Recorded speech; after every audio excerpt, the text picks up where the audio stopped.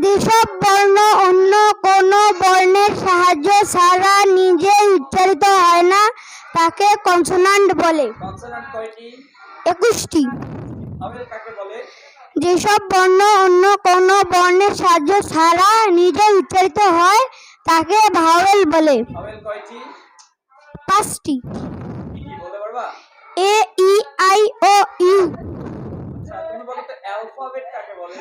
ইংরেজি ভাষায় এ থেকে জেড পর্যন্ত যে 26টি লেটার রয়েছে তাকে অ্যালফাবেট বলে। আচ্ছা, লেটার কাকে বলে? ভাষাকে লিখে প্রকাশ করার জন্য আমরা যেসব সাংকেতিক চিহ্ন ব্যবহার করি তাকে লেটার বলে। কত প্রকার? 2 প্রকার।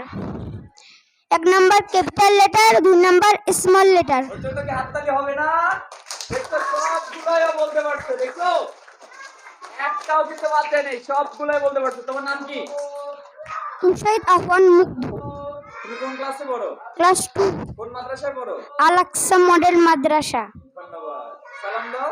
আসসালামু আলাইকুম।